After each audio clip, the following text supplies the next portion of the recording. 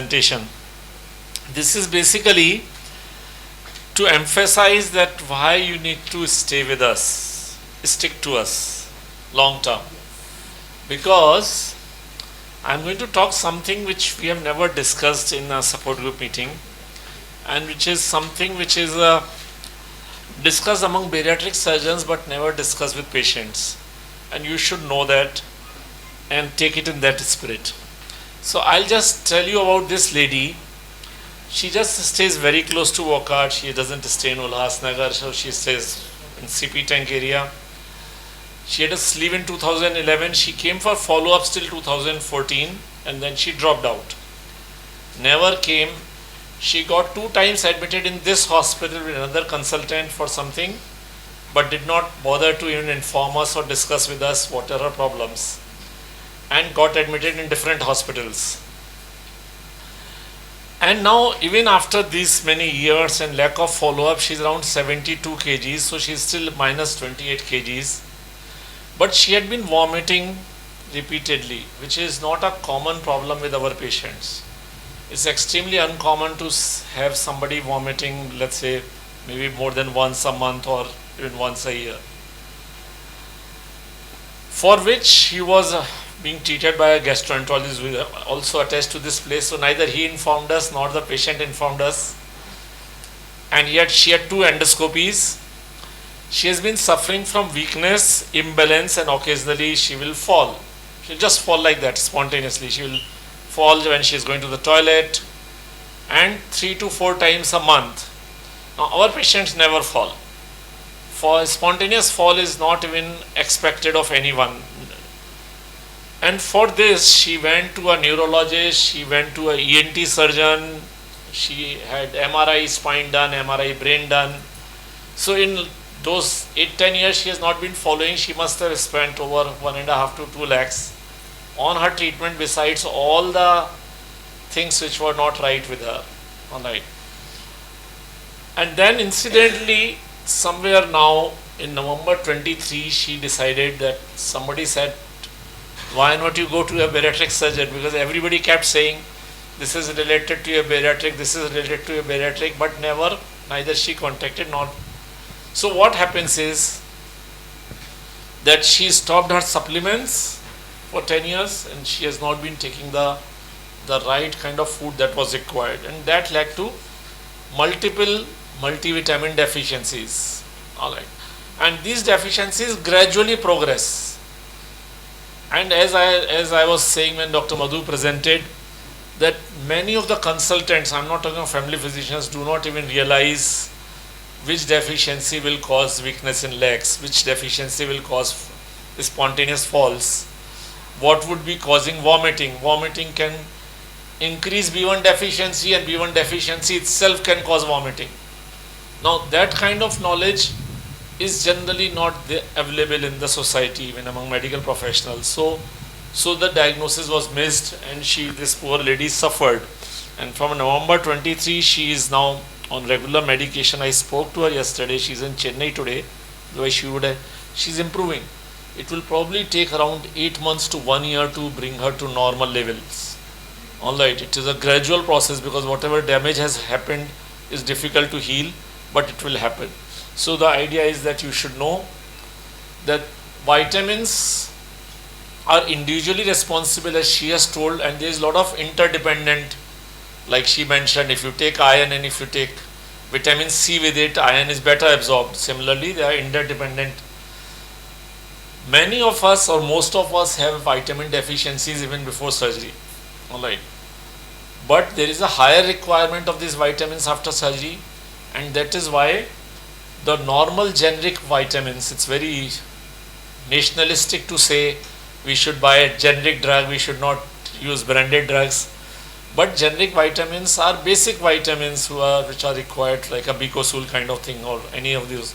But they are not sufficient for bariatric patients, and that's why it's important that you continue to take them. So I'll speak about some more unusual conditions. Now, this is called small bowel, small intestinal bacterial overgrowth. Okay, or let's say there is a bacterial imbalance. So we have millions of bacteria in our body. Everybody has, even without bariatric surgery. Okay. तो अपने body में बहुत सारे bacterias हैं, millions of them, and they maintain a balance. कुछ healthy हैं, कुछ unhealthy हैं, वो एक बैलेंस मेंटेन करते हैं. और इन बैक्टीरियाज का काम क्या है कि जो हम खाना खाते हैं उसको डाइजेस्ट करने में हेल्प करते हैं, खासकर कार्बोहाइड्रेट्स को ब्रेक डाउन करते हैं, और उसकी वजह से एनर्जी रिलीज होती है और गैसेस भी रिलीज होती है, जो हमें फ्लैचुलेंस होती है उसकी वजह से होती है. तो अगर हम सिंपल कार्बोहाइड्रेट खाते, जिसके बारे में सब लोग क्रिटिसाइज कर रहे हैं आज सुबह से, तो ये कुछ लोगों में, समझो एक 3 से 5% लोगों में जिनका गैस्ट्रिक बाईपास हुआ है, उसमें डिस्कम्फर्ट हो सकता है, लूज मोशंस हो सकते हैं, फ्लैचुलेंस हो सकती है, वॉमिटिंग्स हो सकती है. आप लोगों ने कुछ आज मुझे मीटिंग के पहले बोला भी है. So it's important to realize कि ये इसकी वजह से भी हो सकता है कि आपके बैक्टीरियाज हेवायर हो गए अंदर. राइट. ये नॉर्मली भी, ये बैक्टीरियल इम्बैलेंस विदाउट सर्जरी भी अप टू 30% पॉपुलेशन में देखा गया है. ठीक है. बट बाईपास के बाद it may be higher imbalance. और जब आप नॉन बेरियाट्रिक फिजिशियन के पास जाते हैं, बिकॉज आपको माइनर सिम्टम लग रहा है, भाई लूज मोशन हो रहे हैं, हर महीने हो जाते हैं, 3-4 दिन लूज मोशन हो जाते हैं, या तो ऑब्वियसली फर्स्ट कांटेक्ट तो फैमिली फिजिशियन ही होता है. तो फैमिली फिजिशियन के पास गए, उन्होंने कहा भाई अमीबाइसिस हो गया होगा, फूड पॉइजनिंग हो गया होगा, आपने कुछ गलत खा लिया होगा, तो उसका ट्रीट किया. And you have been repeatedly getting it without realizing that वो एंटीबायोटिक से आपके बैक्टीरिया और हेवायर हो रहे हैं. आप जो एंटीबायोटिक उन्होंने दी वो आपके बैक्टीरिया को और फर्दर डैमेज कर रहे हैं. सो कुछ लोग उसको एसिडिटी बोलते हैं, कुछ अमीबाइसिस बोलते हैं, and then you are getting treated. Now जो सीबो है, सीबो बोलते हैं हम इसको, सीबो का ट्रीटमेंट एकदम डिफरेंट है और एकदम स्पेसिफिक है. इसको डायग्नोज करने के भी टेस्ट्स हैं. ठीक है. तो अगर हम इसको डायग्नोज कर लेते हैं, 99% तो क्लिनिकली डायग्नोज करते हैं, कोई टेस्ट की ज़रूरत ही नहीं है. आप आके हिस्ट्री दे रहे हैं, हम आपसे डिटेल में हिस्ट्री ले रहे हैं, कौन से खाने के बाद ज़्यादा प्रॉब्लम होती है, ब्रेकफास्ट के बाद, लंच में क्या खाते हैं, then we can break down कि किसकी वजह से, then we can tell you कि आपको क्या खाना नहीं चाहिए. ये बहुत, आपको मैं लिस्ट के लिए इसकी कॉपी करने की ज़रूरत नहीं है, इसको बहुत डिटेल लिस्ट है. But to give you an idea कि जो चीज़ें नॉर्मली हम हेल्दी मानते हैं, सुबह से आपको सब लोग बोल रहे हैं कि भाई हम फर्मेंटेड फूड खा रहे हैं, पर अभी जो हाईली फर्मेंटेड फूड है जैसे कर्ड है, वो सीबो में it can be dangerous. Okay.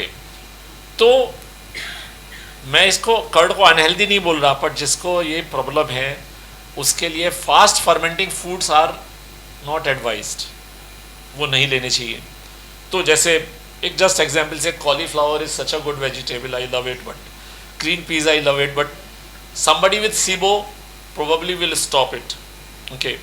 और उसको बहुत सारे ऑप्शंस हैं, जैसे हम पोटैटोज नॉर्मली बोलते हैं भाई कार्बोहाइड्रेट है, but it's a starchy carbohydrate, so it doesn't get digested easily. So उसको रिप्लेस कर सकते हैं एग्स से, ब्रिंजल से. तो हर कैटेगरी के सब्सटीट्यूट्स हैं, ग्रेन्स के सब्सटीट्यूट्स हैं, डेयरी के सब्सटीट्यूट्स हैं, मीट के सब्सटीट्यूट्स हैं. ये जो बहुत आपको नॉर्मली, जैसे एप्पल है, अभी गौरी ने बोला apple taste, apple gets fermented very easily. So apple in सीबो पेशेंट हम एडवाइज नहीं करते, बस सिंपली क्योंकि मैं आज सीबो के बारे में बोल रहा हूँ. आप सब लोग आज शाम को ये मत सोचिएगा कि आपको सबको सीबो हो गया. एक मोशन और एक नोजिया से सीबो नहीं होता है, but some of you have it, and I know जो लोगों को है, and how we can manage. So silver lining ये है कि ये डाइट से जनरली कंट्रोल हो जाता है, और इसके लिए स्पेसिफिक एंटीबॉडीज़ हैं, एंटीबायोटिक्स हैं, जिसके शॉर्ट कोर्सेज 10 दिन के कोर्स के बाद then may be you will remain in control for 1 year. और अगर आप डाइट फॉलो करते हैं तो लाइफ लॉन्ग कंट्रोल कर सकते हैं. So we will have to talk about it, and that is why it's important कि आप अपने फैमिली फिजिशियन के पास जाइए ज़रूर, पर हमसे कम्युनिकेट करिए. We are very open for communication. हम आपको बोलते हैं आप हमें व्हाट्सएप करिए. डे टाइम में, अब इवनिंग में कॉल्स लेना बंद कर दिया है, डे टाइम में कॉल करिए, नहीं तो रात को 9 बजे, कल किसी ने 9:30 बजे मेरे को इंदौर से मैसेज भेजा, My weight is stuck at 96. Please call me urgently. Now, what is urgent about it? It's not done. It's not done. Just because हम मोबाइल नंबर दे रहे हैं इसका ये मतलब नहीं कि we are available all the time for non-emergency purposes. Then SIBO के जैसी एक कंडीशन होती है जिसको हम डंपिंग बोलते हैं. ठीक है. डंपिंग सिंड्रोम ये अगेन डिफिकल्ट टू डायग्नोज. ये जनरली बाईपास पेशेंट्स में सर्जरी के 1 साल बाद होता है. जनरली मीन्स अगर होता है तो. और अगेन 4-5% पेशेंट्स में होता है. 95% पेशेंट्स में नहीं होता कभी भी लाइफ में. इन लोगों को खाना खाने के बाद एब्डोमिनल पेन हो सकता है, स्वेटिंग हो सकती है, पैल्पिटेशंस हो सकते हैं. इट्स अ फीलिंग लाइक कि हार्ट अटैक हो रहा है. I am sinking. ठीक है, सबको हार्ट अटैक का एक्सपीरियंस नहीं है, बट यू नो ओवरऑल कि it's a feeling of sinking. Dizziness हो सकती है, फेंटिंग हो सकती है. नाउ जनरली ये स्वीट्स खाने के बाद या हाई ग्लाइसेमिक इंडेक्स फूड के बाद. ग्लाइसेमिक इंडेक्स के बारे में बात तो हो रही है पर वी डोंट अंडरस्टैंड, बट आप लोग गूगल सर्च कर सकते हैं. या खाना और लिक्विड साथ में लेने के बाद भी हो सकती है. इसीलिए जब भी हम मीटिंग में डिस्कस करते हैं कि खाने के आधा घंटे बाद तक लिक्विड्स नहीं लेने चाहिए, there is a reason for it. It's not कि हम आपकी लाइफ मेजरेबल करना चाह रहे हैं. It's just a simple thing that we have done a bypass, we know what we have done and how this can affect you. So when you take liquid the food gets directly dumped in the intestine and that is what causes dumping syndrome. So there are various ways of it. How you can diagnose? You can diagnose it yourself. आपको जब low feel कर रहा है उस time पे दोनों चीज़ check कर लीजिए. ब्लड प्रेशर भी चेक कर लीजिए और शुगर भी चेक कर लीजिए. बहुत से आप अपने डॉक्टर के पास जाएंगे जो इज़ नॉट वेल इन्फॉर्म्ड. अगर ऐसा है कोई जो वेल इन्फॉर्म्ड नहीं है तो बोलेंगे नहीं ये तो बेरियाट्रिक के बाद होता ही है, वीकनेस हो गई है, आप कुछ खाते नहीं हो ना, मैंने देखा आप तो इतना सा ही खाते हो, है ना, तो आपको तो वीकनेस आने ही वाली है. या आपकी शुगर लो हो गई है, हाइपोग्लाइसीमिया, और शुगर खा लो, थोड़े शुगर खा लो, बिस्किट खा लो जल्दी से, विदाउट रियलाइजिंग कि शुगर की वजह से डंपिंग हो रही है और आप उन्हें और शुगर दे रहे हैं तो यू आर एक्चुअली परपेचुएटिंग या और इंक्रीज कर रहे हो उसकी डंपिंग. ठीक है. So but diagnosis is very simple. आप खुद ब्लड प्रेशर, घर में ज़्यादा लोगों के घर में कोई ना कोई ब्लड प्रेशर मशीन होती है, शुगर मशीन आसपास में या फिर पेरेंट्स की होती है, दोनों चेक कर लीजिए तो आपको क्लियर हो जाएगा कि जो डॉक्टर बोल रहे हैं कि ये शुगर लो गई, एक्चुअली शुगर लो नहीं थी. तो at least you don't need to take sugar. पर अगर ब्लड प्रेशर लो है तो वी कैन ट्रीट दैट. क्यों ब्लड प्रेशर लो है, we can handle that. So dumping का क्या ट्रीटमेंट है? फर्स्ट एंड फॉरमोस्ट, खाने के साथ लिक्विड कभी नहीं लेना. You can avoid a major problem. ठीक है. सूप भी नहीं लेना, पतली दाल भी नहीं लेना. Whatever liquidy thing you are having, it should be little thick. जब हम लोग डंपिंग डायग्नोज कर लेते हैं तो हम high glycemic food for 3 months completely stop कर देते हैं. Some of you who are here had dumping and know how difficult it is. It's not easy, but अगर आप कर देंगे 3 महीने तक, then possibilities dumping will completely go away. Okay. इस पीरियड में एक्सरसाइज को हम रोक देते हैं. ठीक है. So this is a very specific treatment. It's not like कि आपकी ब्लड शुगर लो हो रही है तो चलो कल से थोड़ा मीठा खाया करो तो ठीक हो जाओगे, या ब्लड प्रेशर लो हो रहा है तो कुछ नमकीन खाया करो, कुछ गुस्से हुआ करो, दूसरों पे चिल्लाया करो. It's not that. It's a very specific treatment which can, proper diagnosis के बाद, प्रॉपर ट्रीटमेंट के बाद it can be managed. And there are also medicine for this. If अगर डाइट से या इससे आपका कंट्रोल नहीं हो रहा है, then there are medicine. But again as I say, अगर मैं 100 पेशेंट देखूंगा तो हो सकता है एक को डंपिंग हुई होगी उसकी लाइफ टाइम में. इट्स नॉट वेरी कॉमन, पर वंस यू नो इट कि ये हो सकता है, अगर आपको होता है तो you can come back to me और any bariatric program. But non bariatric programs easily diagnose नहीं कर पाएंगे. ओके. 2 और चीज़ें, weight regain and diabetes control. Weight regain long term सबका फूड इंटेक लिमिटेड रहता है. व्हाट मोनिल सेड कि भाई मैं लॉन्ग डिनर खाता हूँ 1.5-2 घंटे फ्रेंड्स के साथ तो मैं कितना भी खा सकता हूँ, है ना. पर अगर आप 20 मिनट में डिनर खा रहे हैं, आपका इंटेक हमेशा लिमिटेड रहेगा. अगर आप साथ में पानी नहीं पी रहे या आप ऐसा एक्सटेंडेड मील नहीं खा रहे तो वो सबका लिमिटेड रहता है। अगर आप अप्रोप्रिएट डाइट ले रहे हैं तो वेट रिगेन नहीं होगा। द प्रॉब्लम इज कि हम लोग नॉन बेरियाट्रिक डाइट फॉलो करते हैं। किसी ने बोला सैलेड के बारे में, we don't need space filler, salad is a space filler, we don't need space filler, we need nutrition. And what nutrition we need is protein. अगर आपको पेट भरना ही है तो नॉन वेज से भरिए, चने की दाल से भरिए, सोया से भरिए। सो it's completely different. Patients go to, because they get tired traveling all the way to South Mumbai, 2 घंटे लगते हैं अंधेरी से आने में आजकल, तो वो बोलते हैं कि हमने तो पास में किसी डाइटिशियन से फॉलो कर लिया एंड शी सेड कि मैं इतना करा दूंगी, but that is not going to work. हो सकता है वो शुरू में 5-7 किलो कम हो जाए, but that makes you unhealthy in long run. और लिक्विड का तो important thing is, it's easier to lose weight than to try to lose weight after you have regained. Monil is an exception. He's an exception because his wife seems to be exceptional, जो पूरे family को healthy बना रही है, but it's not easy. तो आपकी tendency to not lose weight still remains with you. तो surgery के 1-1.5 साल में आपने वेट लूज कर लिया, it's easier to maintain at that weight. आप अच्छा खाते रहिए, एक्सरसाइज करते रहिए, आप लाइफ लॉन्ग मेंटेन कर सकते हैं। पर आपने फिर 20 किलो गेन कर लिया, फिर it's difficult to lose because you are again the back to the position जो सर्जरी के पहले थी। So it's important that you maintain weight. Since we are also operating, काफ़ी डायबिटीज़ पेशेंट्स आजकल ऑपरेट कर रहे हैं, उन लोगों के लिए चैलेंज और भी ज़्यादा है, क्योंकि शुगर कंट्रोल लॉन्ग टर्म में बिल्कुल पॉसिबल है, सबका पॉसिबल है। She spoke about it. Mr. Bhatt is also here. Only thing is required is कि long run में high glycemic food avoid करनी है और exercise regular करनी है। Exercise helps in control of blood sugar, long term strength training।